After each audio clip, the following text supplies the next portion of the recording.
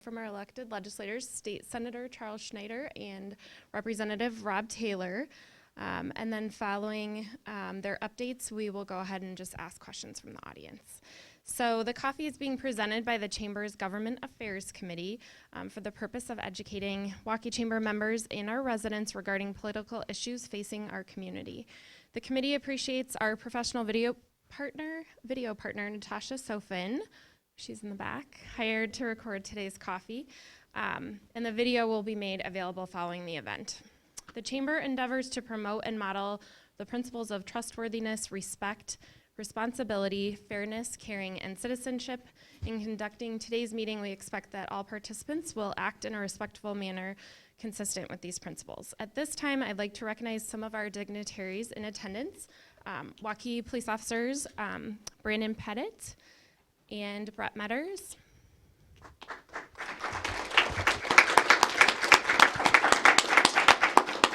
Also in attendance is Waukee Chamber Board Vice Chair Kevin McCormick. Kevin is also the manager at Fairway, but he has his chamber hat on today. Dallas County Recorder Chad Earhart. And I didn't see any council here, but I do see some other people that serve on different committees. So thank you all for being here. Please join me in welcoming our speakers today, and we'll go ahead with your updates. Thank you. Well, thank you all for coming. Thank you, Melinda, for hosting this forum again. This is the third one we have here in Waukee this year. And what I thought I'd do is just touch base on where we are in the legislative process, give a couple brief updates about policy bills that I've been working on, and then turn it over to Representative Taylor and then to you for your questions. So we're through the second funnel deadline now, and we're going into the budget process. We presented targets last week for the state budget. The target that we presented is about $7.245 billion. It's actually $14 million less than what we will end up spending this fiscal year. As most of you probably know, because I know a lot of you pay attention to what's going on in the news, the Revenue Estimating Conference has lowered its revenue projections each of the last 5 times that it's met, and we've spent through our state surplus. So we want to make sure that we have some kind of buffer heading into the next fiscal year so that if revenues are projected to be lower again at the next REC meeting, then we have some cushion and we won't have to deappropriate money from state departments and state programs next year. That's a very disruptive process. Departments don't have a lot of time to plan when that happens. So we want to make sure that we're providing as much of a buffer as possible to prevent that from happening. So next week we will start filing budget bills and having subcommittee and committee meetings on them, and then maybe even being able to pass some of them through the Senate or the House by the end of next week. A couple of other policy issues that I've been working on include asset forfeiture reform. I floor managed a bill that got through the Senate and is still alive in the House. Hopefully they will take it up this year. What this bill does is it ends civil asset forfeiture for seizures of $5,000 or less. If property valued at that level is seized, then someone has to be charged with a crime or convicted before the state can actually forfeit that money. Another issue is medical cannabis. I have a bill in the Appropriations Committee right now that we will introduce early next week, Monday or Tuesday, and move something forward through the Senate and hopefully the House as well. As most of you probably know, the current cannabis law that we have is very narrow, and it's set to expire on June 30th if we don't take any action. What we're contemplating is something broader that would cover more conditions, and we would be able to make it available for production and sale in the state too. So I'll just end it there and turn it over to Representative Taylor, and then we'll open it up to your questions. Thanks, Senator Schneider. As Senator Schneider had indicated, we are now moving out of what we would consider the policy portion of the year. So most of our policy bills, unless there's an appropriation or a taxation attached to it have died for the session. Now, that doesn't mean that it's died for the General Assembly. They still stay alive for the next next Assembly, which will be next year. You know, I've heard from a lot of you on things that you need and that we didn't provide for your needs this year. I want to let you know that I feel your frustration, and just as an individual legislator, I just want to talk about some of the policy bills that I spearheaded that also didn't get through this year. The funnest one that I've been working on, again, and I've said this at every forum, has been trying to make the state honeybee, or the honeybee, a state insect. You would think that that would be a simple and straightforward process, but believe it or not, that even has become complicated in today's session, in today's politics. Believe it or not, there's a lot of politics involved behind the scenes, because now there's a battle between monarch butterflies and the state honeybee, or the honeybee as the state insect. So I can't get that through. I introduced 2 bills this year on student loans, one of which is removing the caps on tax deductibility on student loan interest. I feel as though if we can deduct interest off of our interest on our mortgages on our state income taxes at the end of the year, we should also be able to do that with our student loan interest. But because of the financial situation that we are in the state, there's a significant financial impact to that. So we were not able to get that through this year. Although I look potentially next year, hopefully our revenue estimating committee is more accurate, and I hope that we'll see our revenue streams start to increase. I think there's hope for that bill next year. I also had another bill on student loans as well, that if you have a student loan and you die, the law right now says that that your student loan is forgiven. However, if your student loan is forgiven, that becomes a taxable event to your surviving spouse or what have you. I don't think that's right. And I introduced a bill to try and remove the taxation at death in the state of Iowa. And I've got a lot of feedback from that. But because of our financial situation in the state of Iowa, while the financial impact to our state really would only be about between $350,000 and $500,000 in a year, that is still a significant issue within our budget, and we can't get that through. I did pass a bill this year out of the House that moved over to the Senate, in which we outlawed tanning for minors under the age of 17, so 16 and under. I don't believe that the Senate had the appetite to take it up this year, and it died in the funnel, but it will be one that I take up again next year. I also submitted a bill this year on certificate of need for any of you that are in healthcare. Certificate of need has been a situation that's been around for years, in which an agency, whether it be a hospital or an independent medical clinic or even an individual doctor, has got to show a certificate of need. They need to show that there's a need before that they can build or expand their facilities. The media picked that up a few weeks ago and said that I was trying to eliminate certificate of need. In no way, shape, or form was I trying to eliminate certificate of need. What I was trying to do was take off false caps in certificate of need that said that you had to show a certificate of need before you could buy essential equipment over $1.5 million. Well, let me tell you how, at the end of the day, that becomes a very political issue, and it also hampers business and enterprise. Imagine, and I know that some of you in this chamber have businesses of yourself.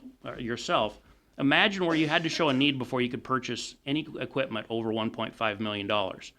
I think about farmers, for example. Imagine if a farmer had to go to the neighboring farmers and had to show a need before they could buy a tractor, a combine, or a disc. By the way, when you combine those 3 things roughly today in farming, 2 tractors, a combine, and then a 24-row planter, you're going to be roughly at $1.5, $1.6 million. Well, what we have done in the medical industry for several years now is we have put a false cap on the equipment that a medical facility can buy, and it hampers their day-to-day operation on essential services. And by the way, Guess how much an MRI machine in today's world costs? Roughly $1.5 million. So we've got hospitals and larger clinics that are hampering other hospitals and clinics by falsely restricting the amount of money that they can spend to be able to do day-to-day operations. I also introduced a bill this year that mandated that we do radon testing in our public school systems. I think that's very, very important. In the state of Iowa, radon is an issue. It's something that has been around and we've addressed in the legislature year after year after year. I was unable to get that out of the House, nor was there any appetite in the Senate to take it up. So I just bring a few things forward to you today so that you know that not only sometimes are you frustrated as a constituent, sometimes as a legislator, things that are important to us as individuals in our constituencies, sometimes it's difficult to get through both chambers and get signed to the governor's office. But the beauty of the thing is that's what the check and balance process is for. When we introduce an idea, it goes from subcommittee to full committee. Then it goes, and if it's passed out of both of those, it goes into our caucus where we talk about it. If we can vet it through caucus, then it goes to the House or Senate floor, debated, passed or failed.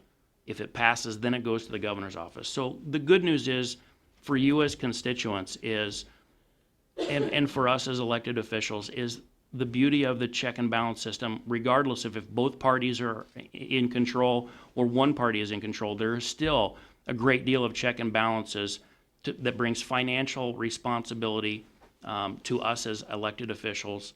And I just want to reflect that so that you folks know as constituents that it's been a challenging year, but it's been a good year. We've got a lot of things done. We've still got a lot of things to do.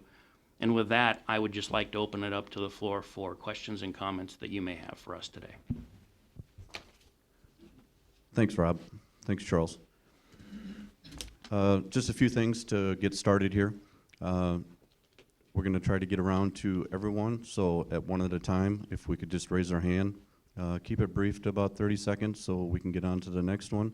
Melinda will be on one side, and I'll be on another, and we'll just pass the microphone around to listen to your concerns and to address the gentleman.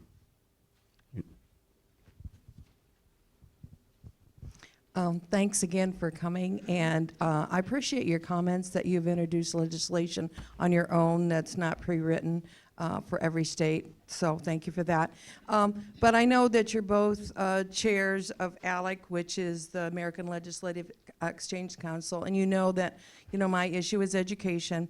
And so I looked up their site and what they were stating about education. It says the state should continue to expand parent choice and push educational institutions to compete with each other to provide the best product, just like providers of any other service. And I know you had said, Charles, that that was something you thought that they should compete.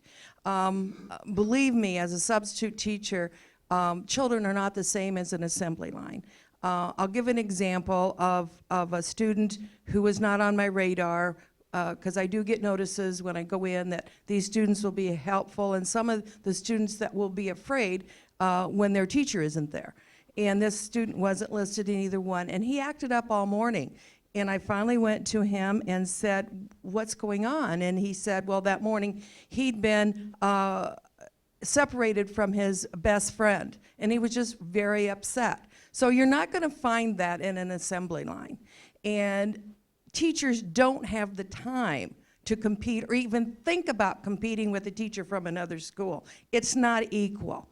And so I would really wish you would treat public schools as they are, blossoming within the school and not thinking about the other schools. Now, an administrator may and probably should, but teachers don't, and that's the information I'm getting. They don't make those decisions. And so my question is, on this issue is, would you consider the voucher program as something that would hinder public education, taking public money away from public schools' budget and putting in private businesses? Would you consider it? Are you asking me if I would be supportive of a Not taking money out of public school budgets away from them for private. Yeah, if we do any kind of education savings account program, I would not want that to take away from the money that goes to public education. Well, right now, in the national level, it is. This is Betsy DeVos in her forum. Oh gosh, I didn't highlight it. Anyway, she has stated that money will be taken out of public education at the federal level, and I see ALEC at a national level doing exactly the same thing. And so that bothers me, since you are chairs of ALEC, that you're going to follow the leader on that, and that's disturbing, instead of just thinking of what's happening in Iowa.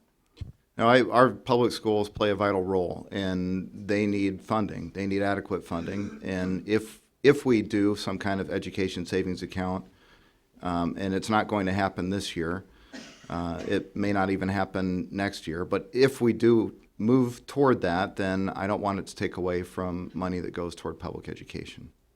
Julie, I think you were here at the last forum when I said something about my stance on education, and that I'm a product, my wife's a product, and all of our kids are products of public education.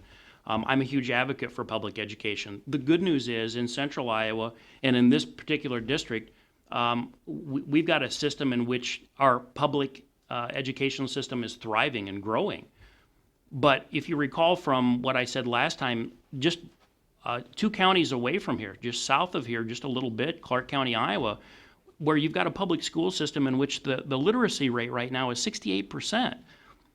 My issue is, more than anything, nothing against teachers or administrators, but we need to figure out a way in which we empower parents to make parental choices and the best choices for their kids. Because when you're in a situation like Clark County Community Schools, where you got a 68% literacy rate, I don't know about you as a parent and teacher, but I know as a parent myself, I would be appalled by that. And we need to be able to provide some fluidity for parents and families to move up and also have expectations for that school district that is absolutely not acceptable. Now, does competition from a private school increase that literacy rate? I'm not sure yet. Back to your comment on ALEC, however, though, I will tell you, I don't care what ALEC's stance is on what they're saying nationally, on what they need to do at the national level. I care about what we need to do here. And I do know that on that instance, we need to be able to provide parental choice and family fluidity so that they can provide their kids with the best education that money can buy in the state of Iowa. That said, there's one last thing I'd like to say about education this year. On our budget, we went through some real financial straits this year of having to deappropriate once, twice, and at the end of the day, every sector of our budget has taken a haircut this year, except for K through 12 education, in which we obligated at the beginning of session that we'd increase that funding by $40 million.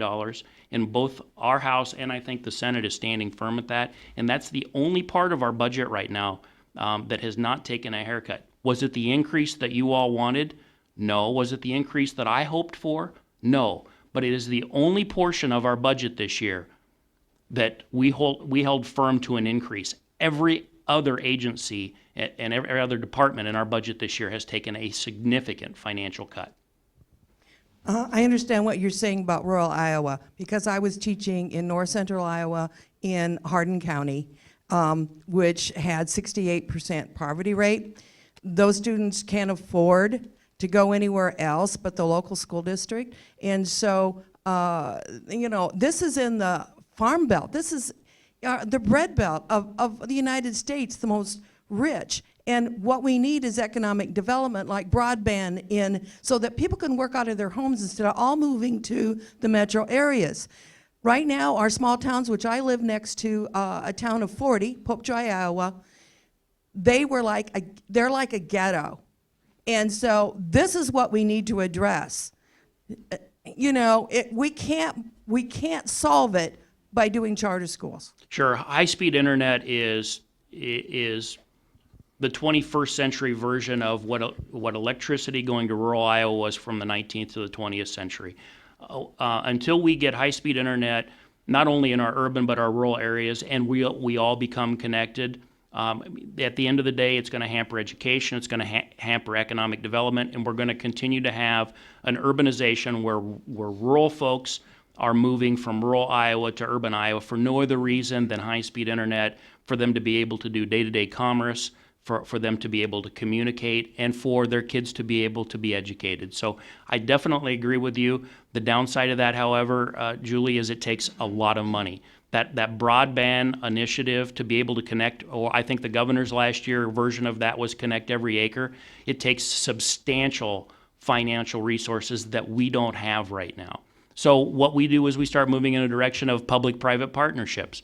And there's certain issues that come with public-private partnerships that I don't know about you, but I'm a little bit uncomfortable with, especially when it comes to fundamentally the way that we communicate and educate our folks. And I've heard that from you the last couple of forums that we've had, that you've had some concerns about how we use public-private partnerships, specifically when it comes to things like public education, free education. So if money were no object, absolutely, I would be right up there singing the praises of we need to make sure that we connect every acre in every household.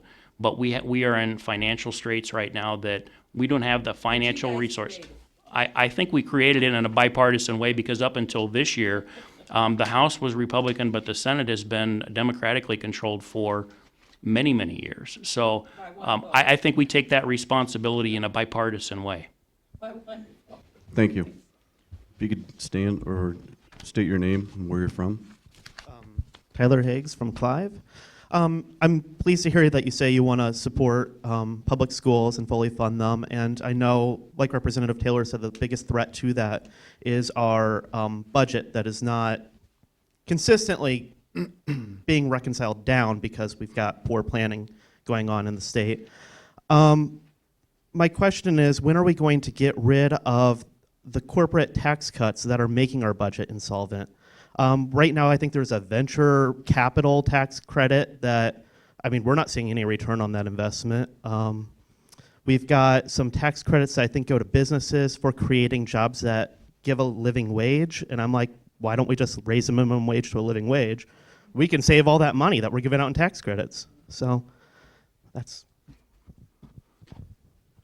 Thanks, Tyler. There's one bill in the House right now that Representative Grassley introduced addressing tax credits. It does so by setting a cap on the amount of tax credits that can be allocated. I don't know where that will end up this session. People in both parties and both chambers want to look at this and want to wind down our tax credits. So there won't be anything that happens this year. It'll probably be a more thorough review that starts next year. One thing to remember, or one thing I've learned as we've gone through this process, is that some of these tax credits are contractual obligations, so it will take some time to wind them down. But I agree, we should wind them down. I think it's also important to remember that a lot of these tax credits are a symptom of a high tax environment that Iowa has right now. What I would like to see is some kind of reduction of tax credits to help us lower our income tax burden, especially at the personal income tax rate level. That won't make the math balance out, though. If you're cutting taxes, you've got less coming in. Sorry. No, that's okay.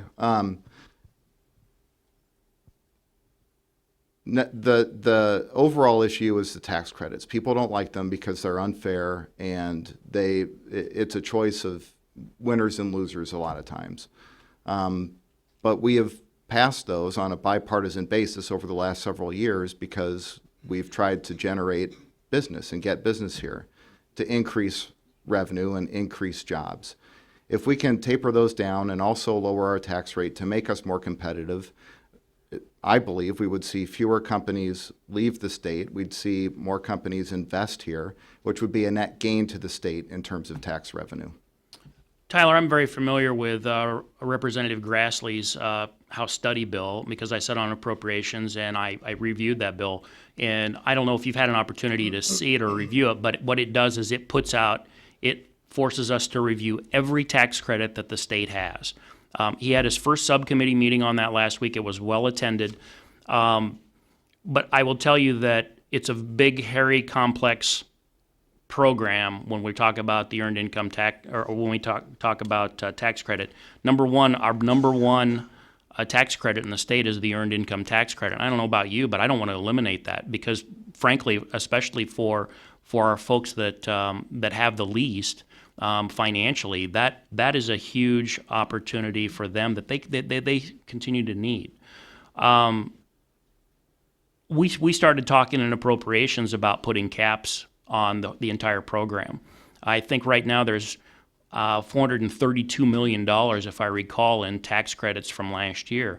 The House Republicans, in appropriations, we wanted to put a $400 million cap on that and just saying, at the end of the day, when you add up all of the tax credits, no more than $400 million.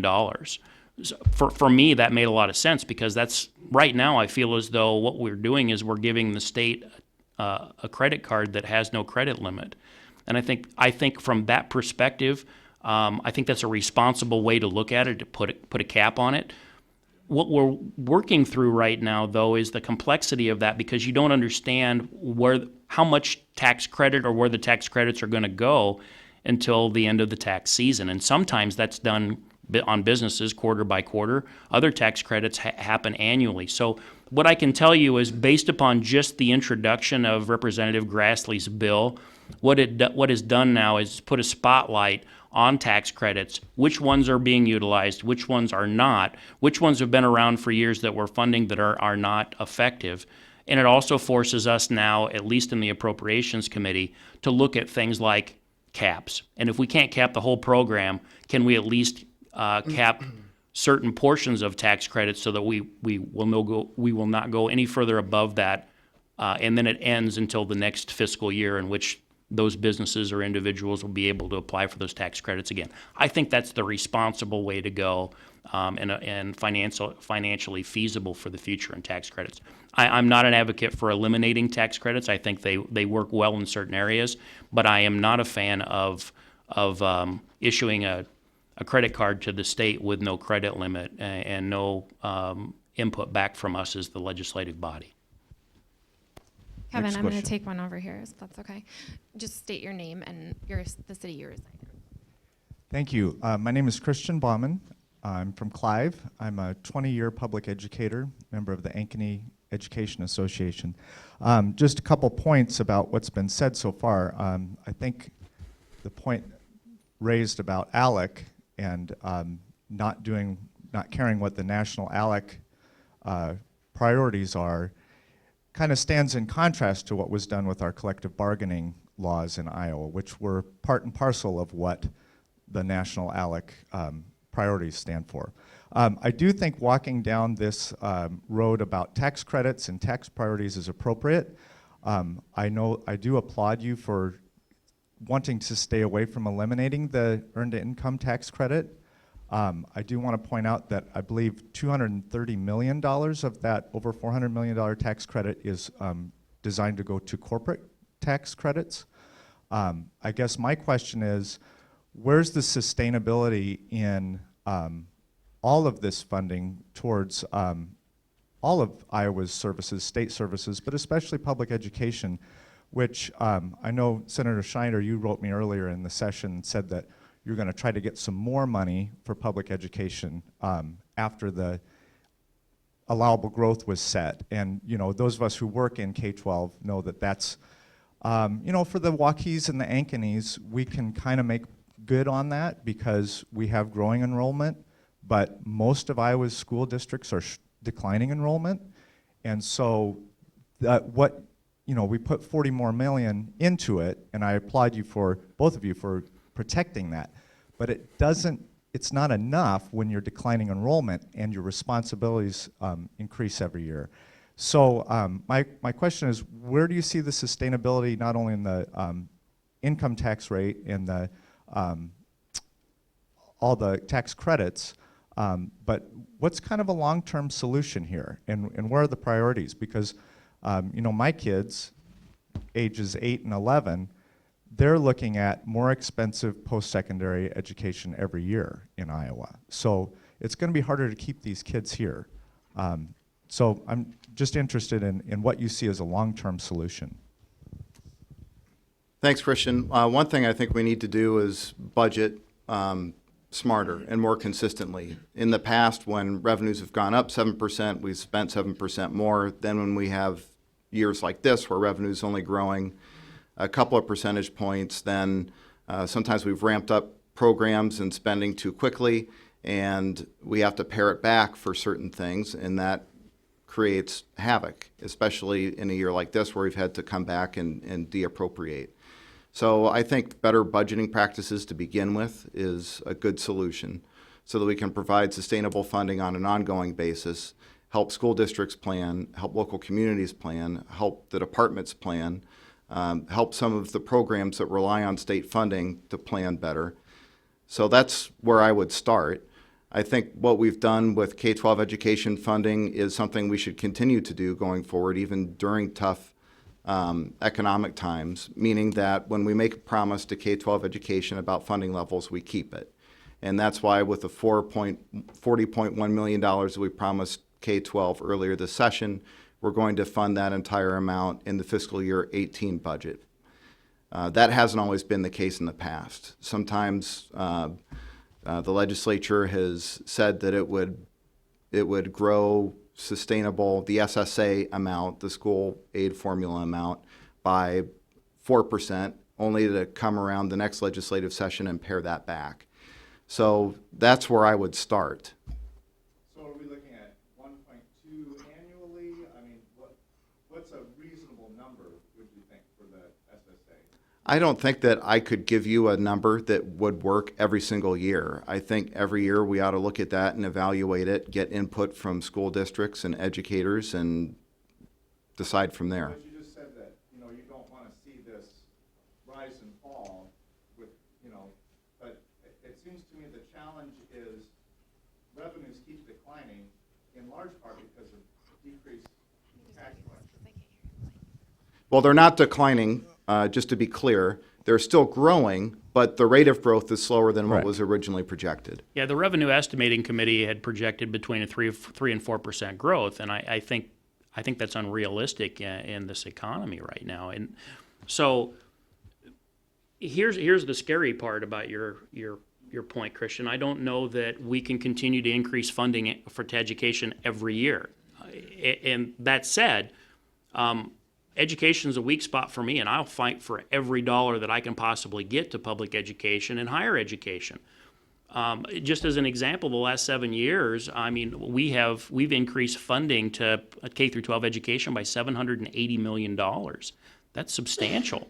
Yes, I agree it is substantial. But if I may, when we've got programs right now like the Teacher Leadership Program, which as Republicans we proudly advocate for, but when I talk to people with boots on the ground and teachers in the classroom, and they're saying, listen, you don't understand how this Teacher Leadership Program is hampering especially our new educators, and they're not in the classroom teaching, they're actually going through leadership programs, and while on the surface that looks good, our new teachers are becoming more frustrated than ever because all they want to do is teach kids. They don't want to be in a leadership program. They need to learn how to teach before they move into a leadership program. Those are some of the things that we need to look at, programs that on best intentions we've put in place, but the realities of what's going on in the classroom might be different than what we intended. Well, I would add to that the Teacher Leadership Program is also keep taking out our best teachers at the prime of their career so that they can chase a higher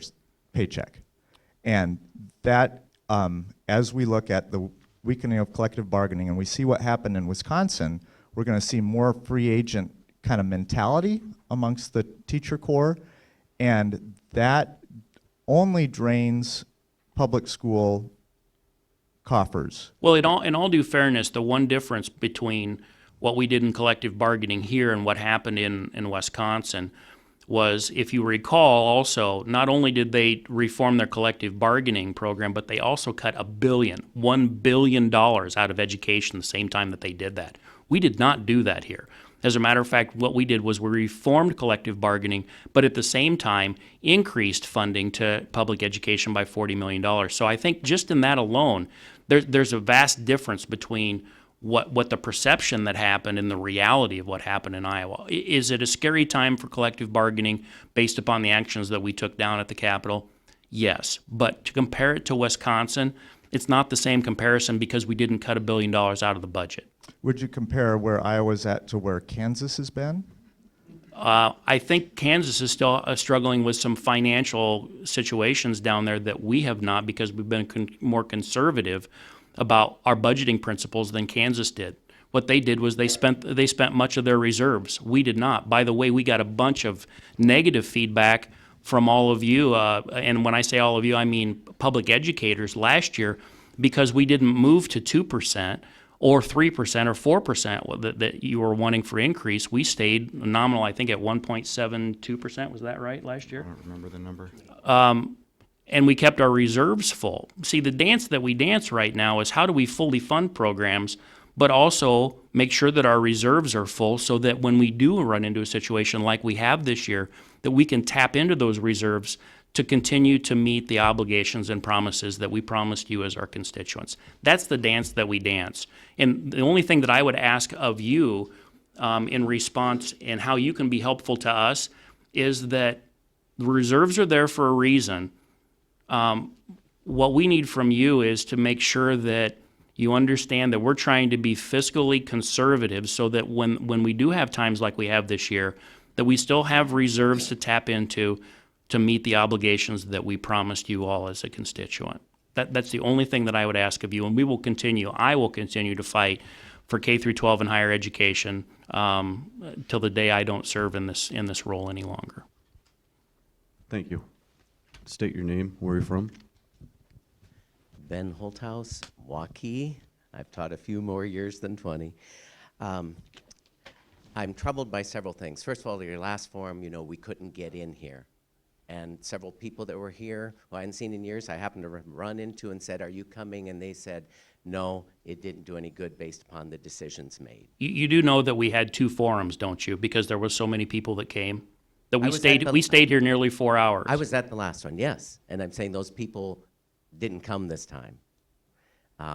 So one thing I'd like to hear is what you would say to those, because lots of them told you personal stories, problems, and then if we look at the legislation, it would be like those were ignored. I'm just going to make a few comments, and then I do have some questions. The ALEC, when I watched the video on Kentucky, it looked exactly the same, so I don't know what supranational organization this is. I guess I need to find out more, but when I What video on Kentucky are you talking about? on Kentucky, and I think earlier in January before us, they did not the same things to education stuff. I think Alex, I went to their site, it looked like they have goals. And if I'm wrong, but I haven't really researched it. If you're members of the organization, I have the feeling you would know. Okay? Well, I think that to your point, and again, we can have this ALEC discussion if you'd like, but Actually, that isn't even any of my good, main because points. let's just let him there was answer. similar discussions about National Council for State Legislature and Council for State Governments about what needs to happen in public education. So I think that as elected officials, we've got a lot of input from different organizations and individuals about, at the end of the day, what needs to happen from a regional and a national perspective. Okay. Senator Schneider, you mentioned the $14 million less. And I hear bipartisan, but right now you guys are the ones in control, and you're in control of everything, and it looks like things have not gotten better. So I don't think we can blame the bipartisan for the funding problems. And they seem to have escalated under the current governor. I think you heard some of us say we're concerned about the number of DHS workers. You saw a case of a murder of a family where the cousin came on and said, we couldn't get enough mental health. We have teachers dealing with students, and Clark County, I bet you their poverty rate, and I bet you if you look at the minimum wage earning in that community, and again, I think it's been very cynical about we don't want to raise the minimum wage because that'll hurt these small communities. Guess what? They're already in poverty. That isn't going to help, and if we could help some of the people here, I just find lots of it very cynical. So I guess I'd say you had lots of people come plead with you last time for some of these workers. Looks like we're taking bigger cut. We're not looking at restoring the tax breaks that were given over the past number of years, and some of them evidently, if I understand it, become permanent tax breaks. That's why not only did they maybe get 20 million 3 years ago, now they get 23 million this year, 25 million in these breaks. They're going to go up, which means Which breaks that are you talking about? there aren't any breaks for corporates or big There are business. tax, yes, Yeah, we've talked about okay. the tax credits. Are you referring to something different? Well, I just lots of times find there seem to be grants for development, sometimes of several $1 million to companies like that will come in. So you're just Wells Fargo. Sorry, I just was trying to clarify. I didn't know if you were talking in generalities or it sounded like you Well, were have we talking given about money to Wells specifics. Fargo when they relocated here and some things like that? I thought. I don't know and- if the state has. West Des Moines has a TIF, if I remember correctly, that Right, well, sends the some TIF program's property one of tax them, yes. revenue back to Wells Fargo. But that, to my knowledge, there wasn't any state money. I could be wrong about that, but. Well, maybe somebody else who, I haven't researched that, but I could for next time. All right, so my question, I guess, are, you heard people plead for things like DHS workers. We hear the number of state patrol workers are down so much that if there really were emergencies, it might take an hour or so to shift because they've got so few people on. This is horrifying, and I think it's embarrassing for our state, and you're in control, so you can say, yeah, we're going to cut another 14 million. I'm thinking, how many more state troopers and mental health workers are you going to cut? And some of the things that have happened are horrendous, but they've been because there don't seem to be enough workers in the field. And if our population is growing, our needy population is growing faster than our population, and we're cutting services. Well, there's a few things that are going on. Let's talk about. I'll just talk about one aspect today of peace officers, for example. I'm running a bill right now, and I'm not sure where it is going to land yet, but it's still alive. That gives DOT officers the same authority as state patrol officers, and it forces collaboration between the Department of Public Safety and the DOT. I had a long conversation with Sheriff Leonard in Dallas County here very recently about the same concern that you have about having enough peace officers out there on our roads to be able to address basic fundamental needs. So there are certain unique things that we look at as legislators and recommendations from you as constituents as to try and meet those shortfalls. And I think potentially giving DOT officers the same peace officer authority as a state patrolman is frankly a very good step. When you look at the training that the DOT officers have right now, they go through the same law enforcement academy as peace officers do. In every way, shape, and form, they're peace officers just like a state patrolman. It's just that they work for the DOT rather than the state patrol. I think that's a good first step, and I think that's the sign of a smarter, smaller government that forces collaboration between the Department of Public Safety and DOT. But when you get into the complexities of that, they're funded differently. So one's funded by the Road Use Tax Fund, one is not. So that's when things become political, when we try and do the right thing to fill a need, but because of the way that they're funded, that creates obstacles that we have to deal with legislatively. That's just one small aspect about what we're trying to do to make a smarter, smaller, more lean government so we're not wasting your taxpayer dollars. We are going to be funding a Trooper Academy too, by the way, this year, and we're putting $1 million toward that in the budget. I agree with you. We need to get our trooper levels back up to higher than they are right now. They'll tell you that they're 100 short of being at full strength. I think they're at 350 right now, and I believe the full strength number is 450. I may be off on that, but that's the number that sticks in my mind, at least, is 100 troopers short. And we do need to put them back on a path toward being able to replenish their ranks and grow their ranks. They're going to have a lot of retirements coming up here pretty soon, and we do need to dedicate some funding to that.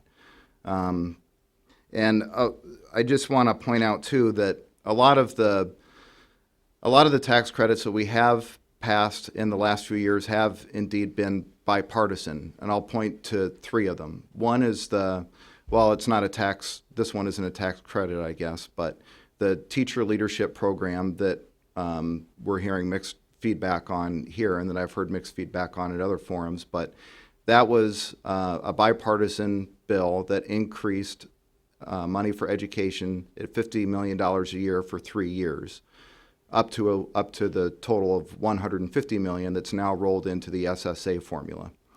Another bipartisan measure was a $150 million in property tax credits per year for small businesses as a part of the property tax bill that was passed 4 years ago. Another bipartisan component of that property tax bill was backfill to cities of $125 million per year to help them replace lost property tax revenue. So there have been a lot of bipartisan decisions made on how the surplus that we had a few years ago was spent down. That may not address your frustrations with tax credit programs overall, and it doesn't mine. I still do believe that we need to go after some of the other tax credit programs that we have and do a thorough review of them and pare them down at some point in time. Thank you. State your name and where you're from. Hi, my name is Kinsey. I'm from Clive.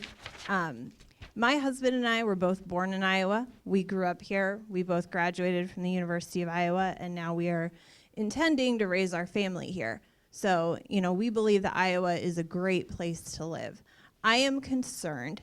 Our current budget situation, we've talked about it extensively, and I kind of want to piggyback off of this gentleman from Ankeny. I would like to hear you talk specifically about our corporate tax environment and what you intend to do about that. I understand budgeting. My background is economics and finance. In a budget situation, you have to cut the fat. We talk about a lot of expenses that have been rolled back. I feel like a lot of people in this room and across the state feel like we've gone past the fat and we're cutting into muscle here. My children go to public school. In my house, we've started talking about, is Iowa really, they're at the beginning of their school career. Do we need to think about moving to a Minnesota or a Massachusetts or we are a professional tax-paying family. And to his point, we are not going to be able to retain people in the state of Iowa in this current condition. So at my house, when we have a budget problem, we cut cable and we don't eat meat as often, but also somebody gets a second job. So, there's a revenue component to this that would be a massive help. So what I would like to hear is specifically our corporate tax environment. What, if anything, do you intend to change? So if you're asking again about the tax credits, which I think you're getting back at that, I can't tell you specifically which tax credits we're going to reduce by what amount, because it's not a simple solution. We have a lot of different tax credit programs, and a lot of them are contractual. So in other words, we've got a high quality jobs tax credit program, and the state will enter into a contract with a company. The company will agree to add 50 jobs that pay above the wage. They calculate some kind of wage watershed for the community that they're in. And if they end up creating that number of jobs within the time period specified, then they get the tax credit. We can't just shut down a program for a particular tax credit if we've entered into those contractual obligations. We can wean off of it slowly over time, and that's part of what we need to understand better, is what those obligations are, how quickly we can wind them down. So it'll be a long process. I don't mean a number of years, but it'll take some time for legislators to sit down and identify what all the different tax credits are, which ones they want to hold on to, which ones they want to get rid of, and those that they do want to get rid of, how quickly they can do it. And So the first step is a review. And that, frankly, Kinsey, that was the purpose and the reason for Representative Grassley's House Study Bill, where it listed every tax credit that we have in the state of Iowa. We literally are going line by line on each one of those tax credits. What does it do? How is it funded? How many jobs it's brought to the state? And whether or not we need it or not. To your point, it is a revenue issue. And whether we like it or not, corporations either locating in our state or staying in our state are generally our largest employer. And by not having a good corporate taxation environment, we risk losing those companies and those jobs, which then compounds our revenue issue. So that's why. I understand your point. I would just like to raise the point, though, that corporations need employees. And our state is attractive if we have a well-educated employee base that, and a state that has some services, good public schools, public safety employees, mental health. I mean, we've made national news lately, and not in a good way. And what's going to happen is, my family, we are fortunate and we are educated, and if we wanted to move, we could do so.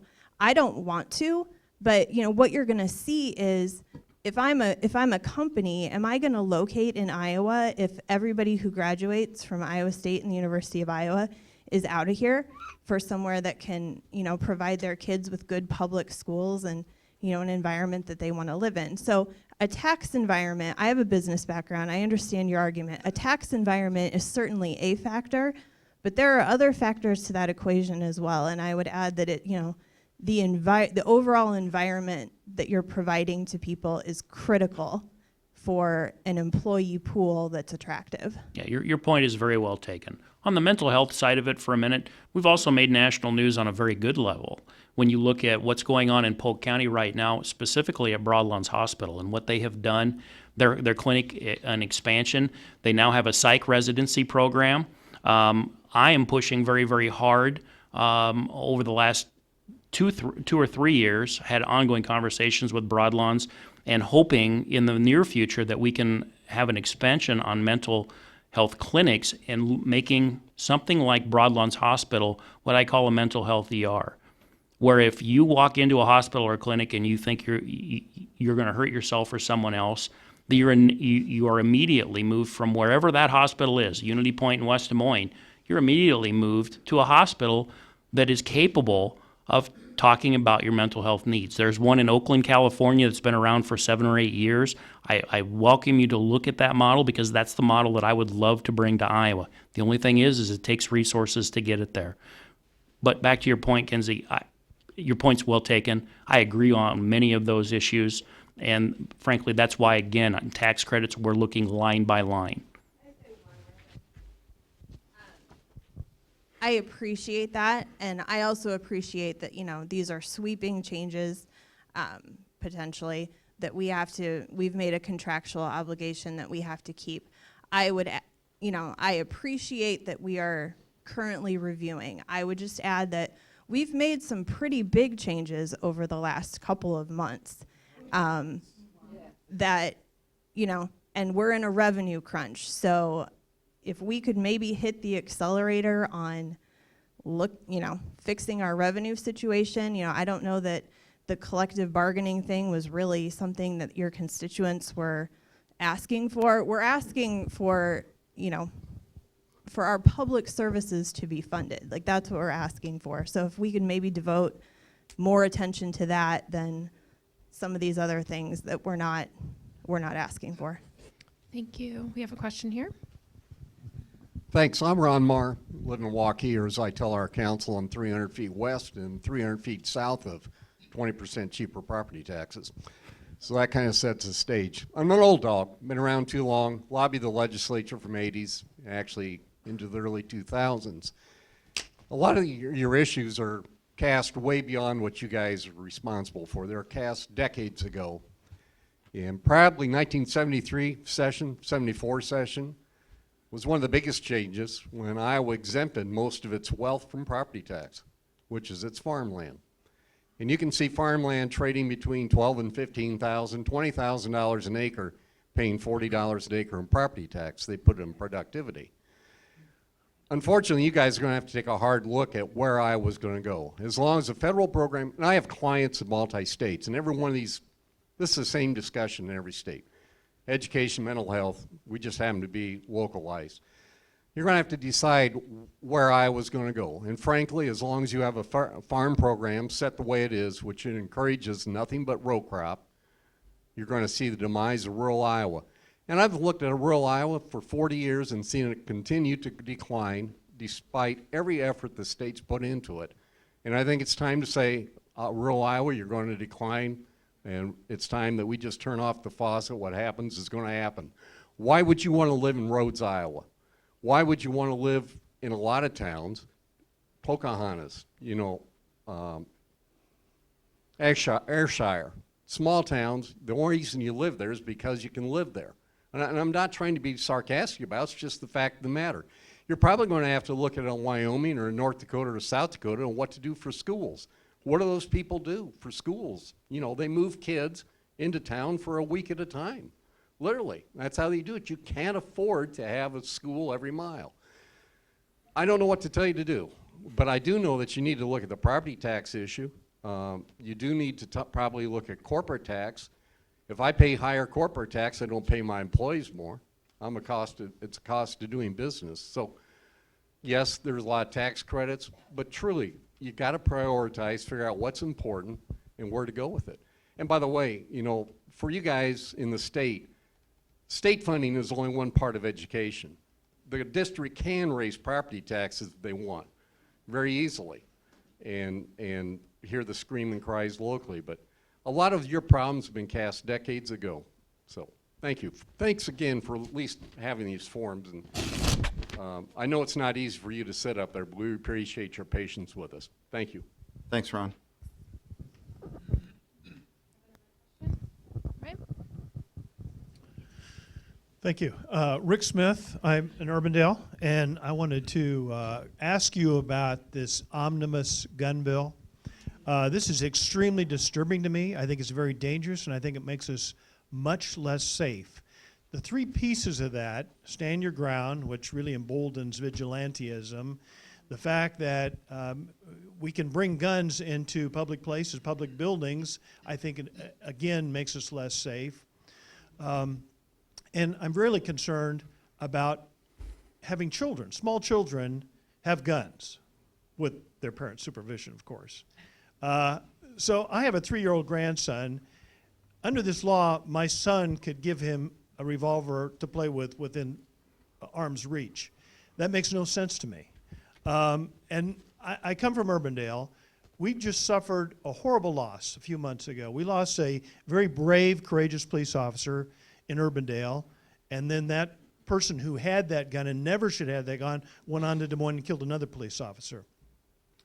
This law puts guns more places, it gives guns to more people, it emboldens people that have those guns.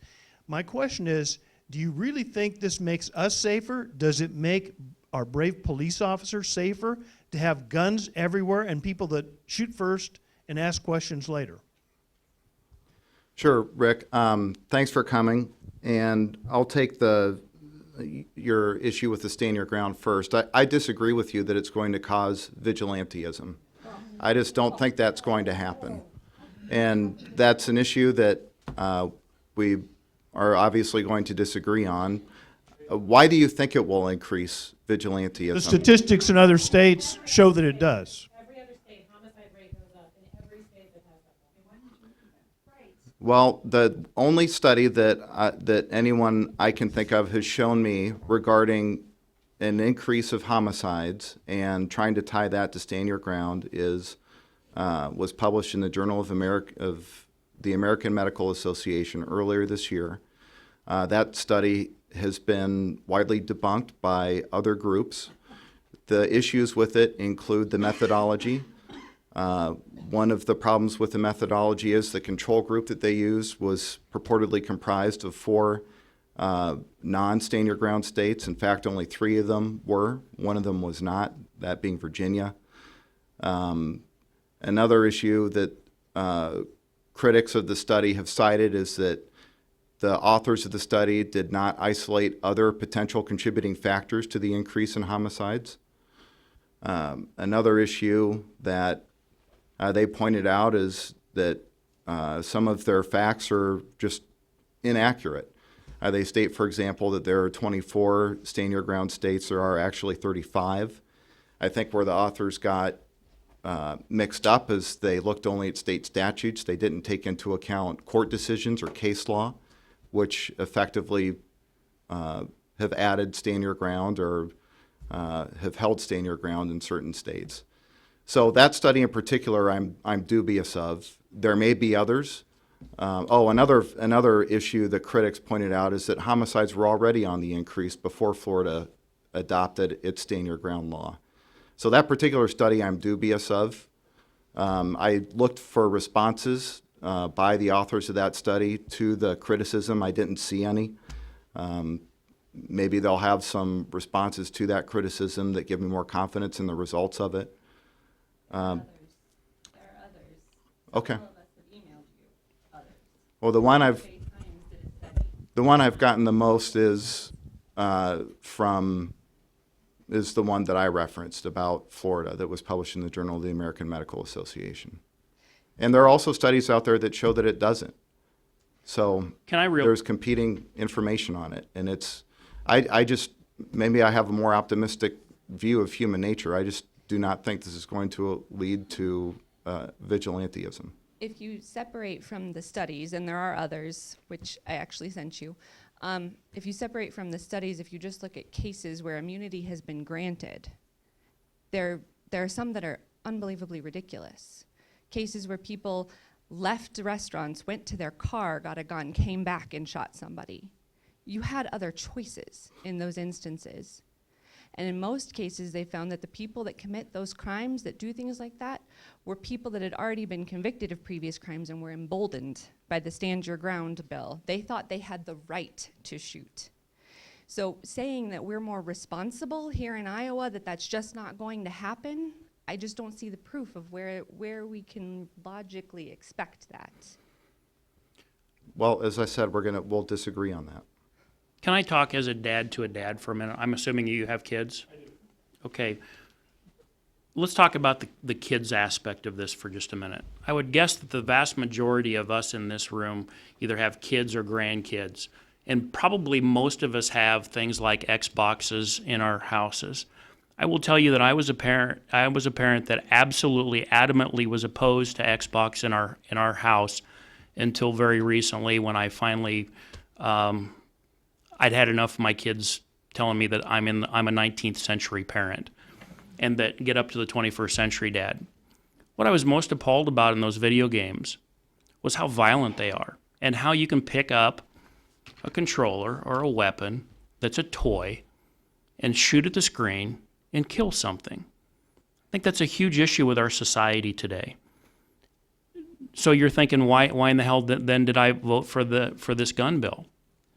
I voted for this gun bill specifically as a parent because I will tell you, having 4 kids from 26 to 13 now, that each one of my kids I've taken out on our family farm in Osceola and at different ages taught them how to shoot a weapon, both a rifle and a pistol, because I think these kids need to know that when they pick up a weapon, number one, they know that it's real.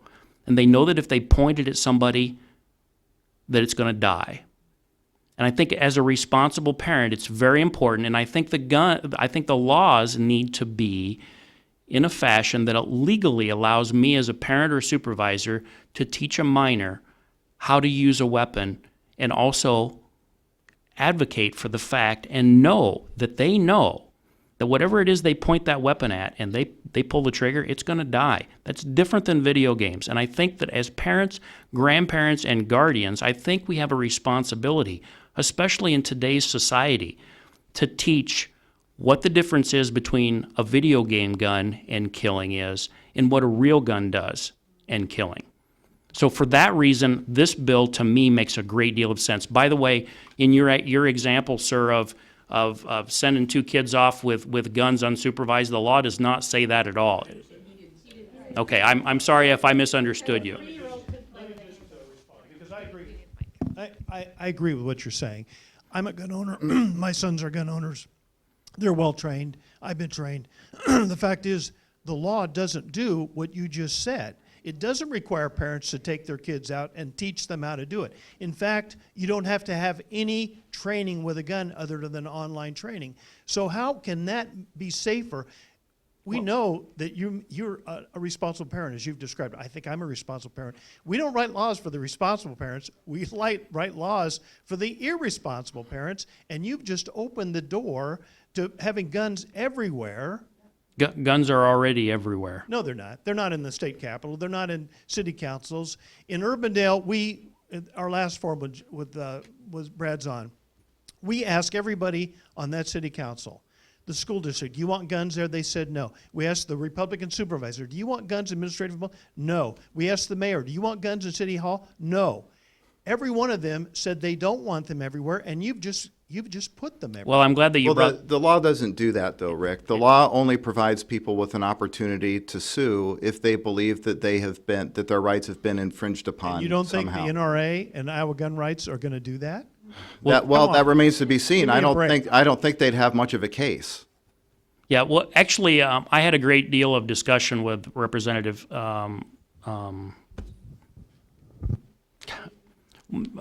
Winchittle about this particular issue. And based upon a couple questions that we had in the last forum and the forum before that, and I looked at the bill, and the bill, all it does is give the right to sue if somebody feels like their personal liberties are at risk. Now, what in Dallas County specifically, I don't think that we have an issue. So in this city council chambers or in the Adel courthouse, there's a no guns policy. It'll continue to be a no guns policy. The issue is where we've got some smaller courthouses in more rural areas in which they don't have a posted gun policy or they don't have security at the door. The issue, and I think it's a rightful one, was that even city council members want, in those particular areas, they want the right to be able to carry because of self-preservation and the concerns that they have. So I don't think that we see the issue here in Dallas County, but I do know that in more rural areas, that's a real concern. And I think that that's why a number of people voted for that bill. Next question. Thank you. I'm Phil from Clive, and just wanted, this must be an education-themed forum. Again, just wanted to say thank you for keeping your promise on the supplemental state aid by not going back and reducing that amount. Two questions. I guess one about the state penny extension for schools. I know that Representative Taylor, you were a co-sponsor of that bill. Just kind of asking about how that is going to play out for the rest of the session, and then on the equity bill for schools for transportation and district cost per pupil. Senator Schneider, I know that you voted for it. Yep. And that bill would, I think, put in $215 million over 10 years. So just kind of want to, it's now over in the House in appropriation. So I guess maybe more for Representative Taylor, those two issues. On the penny, it's still alive. I'm hopeful that we can still move it. That's going to appropriations as well. We've not talked about it yet, just because it's this week when we've shifted from sunsetting our priorities on policy bills and moving over into budget. I will say the next 2 weeks are going to be very, very busy in appropriations.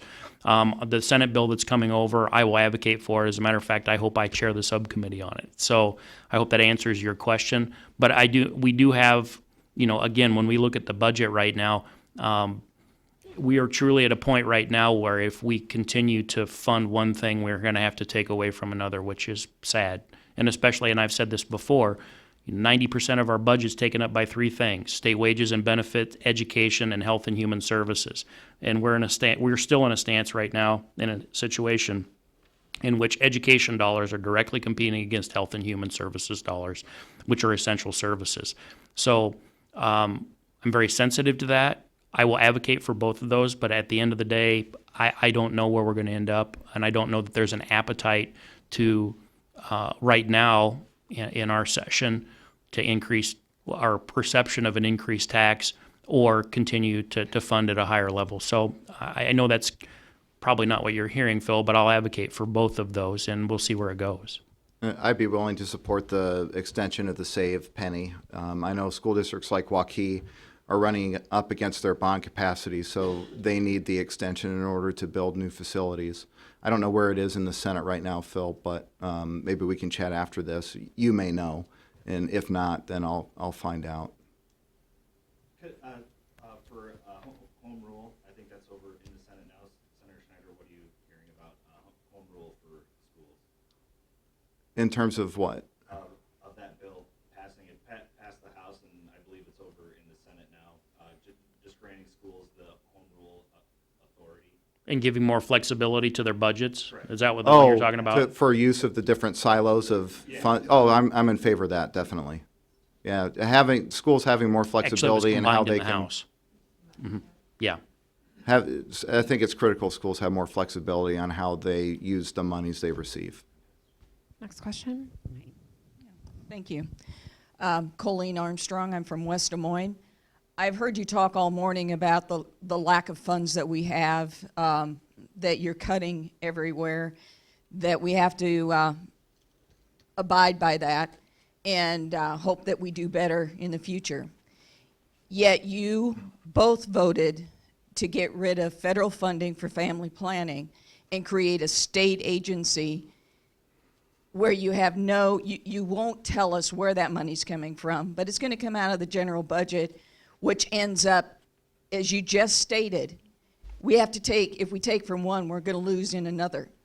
So how are you planning to protect women and families and children with the kind of family planning program that you just passed and instituted by giving up federal funding, where it was for every 10 cents, 9 cents out of 10, or 90 cents out of every dollar came from the federal government, that you say now you'll give to us on a state level?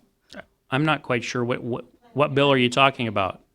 The family planning program that you defunded. We haven't voted on that in the House. In the But you're Senate, sponsoring that, it has come through. I'm not sponsoring it passed that. the Senate. It passed the Senate. Yeah, it passed the Senate. It's in the House right now. The only Okay, thing. well then, The only thing that I Representative Taylor, The where only do you thing that I stand had on said, that? Colleen, is when I was asked about Planned Parenthood in my That's only a part of the family planning. Sure. Stay with family planning. Well, I'll answer your question if you'll let me. Especially when it comes to rural Iowa, what I had said in my first forum is any time that we can expand women's services in rural Iowa, I'm an advocate for it. That's what I said the first time. It's what I'm saying now. And in urban Iowa, I don't think that we've got as much of an issue when it comes to funding as we do in rural Iowa. So I'm looking for ways in which we can expand women's services in rural Iowa. That doesn't answer my question. I'm still not quite sure what your question The money is. will be appropriated in the. Don't tell me what I am or am not going to do. Colleen, the money will be appropriated in the Health and Human Services budget. And does that take away from other programs and issues that are in that same budget? Is it a trade-off? It would be a trade-off between something, and I'm not sure what that something is. It's not like we make a decision about one particular item knowing that it's going to impact items A, B, and C. And to what Ron's point was earlier today, when it comes to Health and Human Services, I'm the vice chair of the Health and Human Services Budget Committee, and we went through it line by line today, and what we're held hostage to right now is what's going to happen at the federal level. We don't know how that funding stream is going to come back down from the federal level to the state level, which really puts us in a real conundrum as to what to do. So we are truly in a situation of damned if you do, damned if you don't right now, because it's not clear yet what our federal funding streams are going to look like. So we are in a situation right now when it comes to Health and Human Services of a hurry up and wait, because we don't know what those funding streams look like at the federal level right now.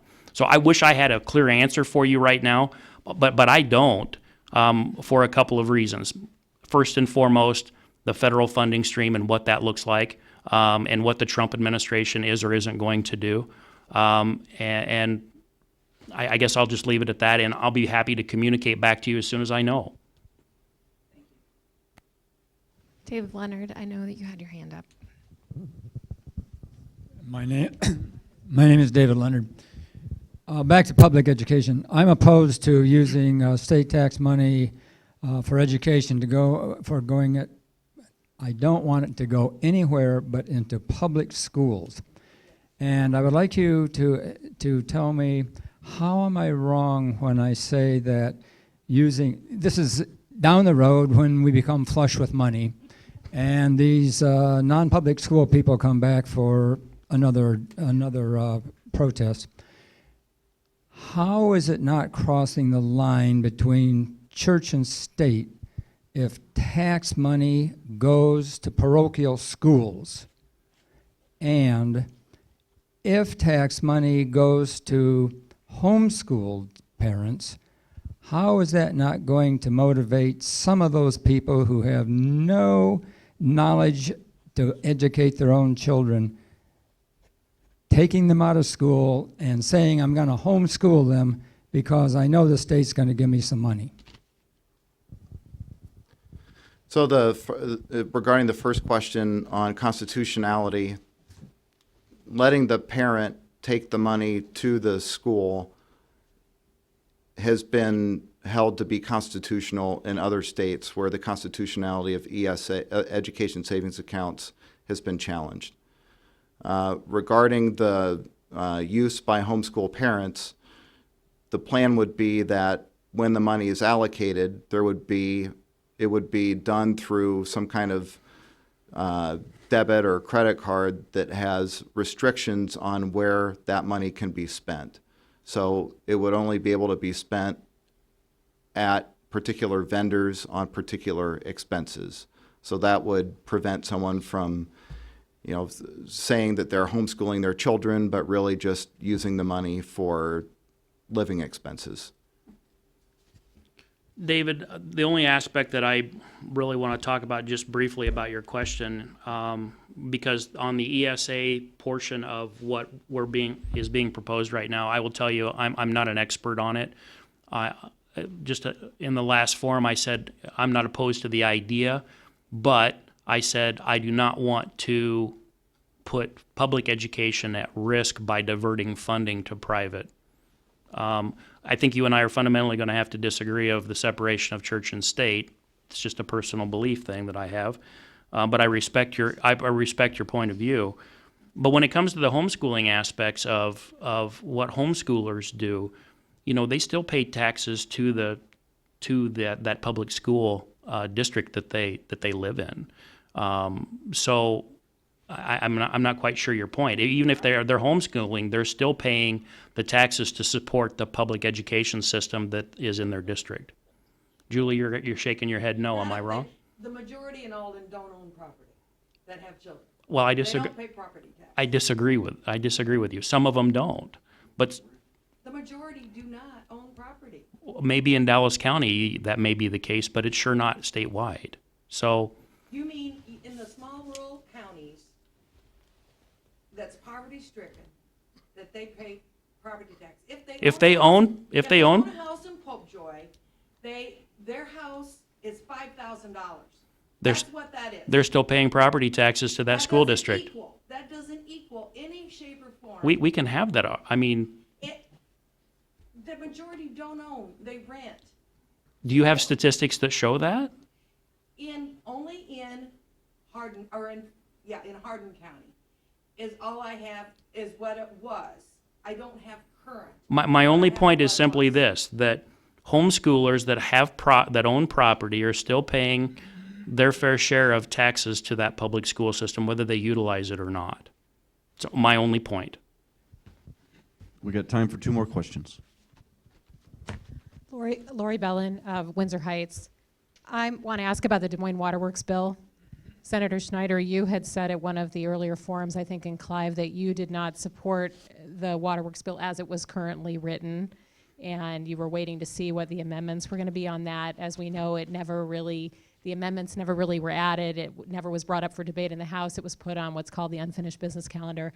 The word is that the governor has called in leadership from both your chambers and told them he wants to sign this bill, and they're going to get this bill to him, and they're going to put the waterworks language in the standings bill, supposedly, which is one of the last things passed in the legislative session. And my understanding, correct me if I'm wrong, Senator Schneider, is that the standings bill would go through your appropriations committee. So I'm asking you, will you commit right now to not put the Des Moines Waterworks language into an appropriations bill coming out of your committee, either the standings bill or any other appropriations bill? That's the first I've heard of the standings rumor. It's not going to go in my standings bill, and I'm not going to support a waterworks bill unless the Des Moines Waterworks, West Des Moines Waterworks, and Urbandale Waterworks themselves, the utilities, not the cities, utilities, tell me they would like to see some language in there to give them the ability to regionalize on their own. So you won't put that in any appropriations? I'm not putting it in my standings bill. Okay, thank you. And I also said on appropriations on the House side now, I'm not the chair, but I wouldn't support putting in that standings bill either. I think that a bill with that kind of substance, although I will say that the original bill and the House version with the amendments from Representative Klein have changed substantially from the original bill. I think that's a critical enough bill for or against that it needs to stand on its own, and putting it on an appropriation is not appropriate, and I would fight tooth and nail to prevent it. We have time for one more question. Hi, Mr. Taylor, Mr. Schneider. I'm Sue Eberly from Waukee, and mine is completely different from everybody else's, but my concern is on the MCO and the privatizations. I can only speak from some personal experience, and I had been in touch with Mr. Taylor through numerous emails kind of late summer. I have a daughter with cerebral palsy who's 33 years old, who is professionally employed at a large corporation here in Des Moines. And we have experienced a huge amount of frustration since the privatization of our insurance companies, and including my daughter's on a PD waiver, physical disability waiver, which she has had for the past 15 years. She lost that waiver a couple weeks ago. That waiver provided her with transportation to work. And the waiver also covers not just transportation, but a lot of home care services that we don't use. The only part of the waiver we've used since she was in high school was for transportation. That transportation service transported her back and forth to college, which she has a degree in communications. She was able to work full-time with that transportation service through that waiver. Since the privatization came in effect last spring, we have experienced a number of difficulties, which I don't know if you remember our I remember it very communication. specifically. Okay. And I contacted you last in November, and you told me that I was going to be hearing from a person by the name of Mickey. I'm not sure what her name was. Steer. Never heard anything since. In the meantime, the waiver has fallen through because we did find out now with the privatization that my daughter, they're going to be treating it like co-payments for insurance. And so because of her employment and her pay, she has to, monthly, they've calculated her pay. She earns approximately gross pay $3,300 a month, and because of that pay, now they're telling us that she has to meet $1,100 a month deductible before she can use her waiver for that transportation, which means that currently she only gets one ride a day to work. I pick her up. I drive from Waukee every night at 9 o'clock to downtown to pick her up and bring her home so we could, and I've done that for the past 7 years that she's been full-time employed so that we can save on those rides for waivers. They're no longer considered units. She only is allotted $700 a month on that waiver, and she has to meet an $1,100 deductible monthly. So- that is just a small part of that. So did you, in November, when I told you that Mickey Steer was supposed to be calling you, I apologize. Did you contact me after that to tell me that you didn't? No, I did not. Oh, Because okay. it's very frustrating. My daughter, since the privatization in April, she has spent almost daily 2 to 3 hours on the phone before she goes to work at 12:30. Sure, and I've talked to your daughter too. Right, and right. I'm, And this I'm, is a difficult thing. It because takes absolutely her is. 2 hours to get ready for work a day. but- I guess my frustration here is we have nowhere to go. I feel like I'm all for trying to find ways to save money. I get that. But this privatization has thrown a lot of vulnerable people out there to try to figure out where to go from here. And these people don't have, like my daughter, they don't have the time to put into this to try to make this work for them.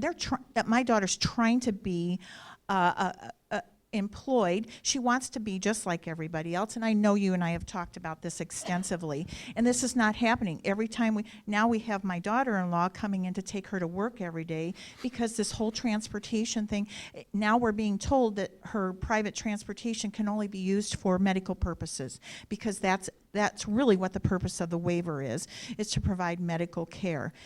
For 15 years, that has not been the issue. So if I may, Sue, and I apologize to the crowd, but I'm having a baby shower for my daughter here in a little bit, so I'm not going to be able to stay around as long as I usually do afterwards. That said, number one, I'm sorry. Number two, I want to tell you the same thing that I told all of the directors of the MCOs when they testified in front of the HHS subcommittee about a month ago. I looked at them and I said, why in the hell does it take a phone call from a legislator before payers get paid and before patients get the needed services that they've requested? And none of them had an answer. And I didn't name you by name, but I talked about the instance of you and your daughter and the frustration. And I was promised that they would look into it and that they would take care of you. And again, I go back to simply this point. Why are we in a stance right now in which it takes a personal phone call from a legislator either to Medicaid or to the MCOs before something gets done? It's ridiculous. And it didn't get done. And it didn't get done. And so my commitment to you is, before I leave, I'm going to give you my card again. I want you to contact me on Monday morning, and I will make sure that if you and I need to go down personally and have a personal conversation with Mickey Steer, we will do it. Okay. And I will make sure that your daughter gets the services that was promised to her. Okay. That's my job as a public servant. Okay. I'll take you up on that. Yeah. Okay. Thank you, gentlemen. Melinda? All right, so that wraps it up here. Thank you all for being here today for the final Waukee Legislative Coffee put on by the Chamber's Government Affairs Committee. Thanks again to our legislators. We really appreciate your time. State Senator Charles Schneider and State Representative Rob Taylor. Thank you all for being here. We really appreciate you being a part of this process and participating in it. And as far as Chamber goes, the Chamber puts on a lot of grand opening and ribbon cutting. So if you are excited about new business in Waukee, there is, I think there are probably 5 or 6 ribbon cuttings coming in the near future. Smoothie King is in April. The Greater Iowa Credit Union, if you want to go down Alice's Road, you can join us for that, I think April 18th and 21st. You can check our website at waukeechamber.com. And thanks again. We hope you have a great weekend and Easter. Thanks.